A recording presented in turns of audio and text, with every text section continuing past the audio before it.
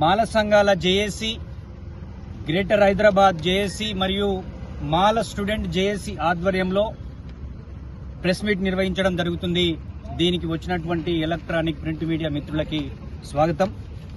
నిన్నటి రోజు గవర్నర్ గారు ఎస్సీ వర్గీకరణ బిల్లును ఆమోదం తెలపడాన్ని యావత్ తెలంగాణలో ఉన్నటువంటి మాల సామాజిక వర్గం మేమందరం కూడా వ్యతిరేకిస్తా ఉన్నాం.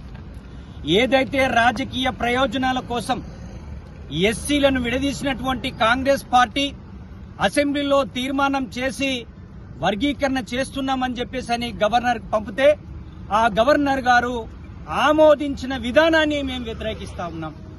సుప్రీంకోర్టు మార్గదర్శకాలను పాటించకుండా సుప్రీంకోర్టు చెప్పినటువంటి వర్గీకరణ ఏ విధంగా చేయమన్నదంటే లేటెస్ట్ సెన్సెస్ తీసుకొని అదేవిధంగా ఈ ఎస్సీలలో ఉన్న 59 కులాలలో ఎవరు వెనుకబడరో వాళ్లకు ముందు ప్రయారిటీ ఇచ్చి వాళ్లను వర్గీకరణ చేయమని చెప్పింది.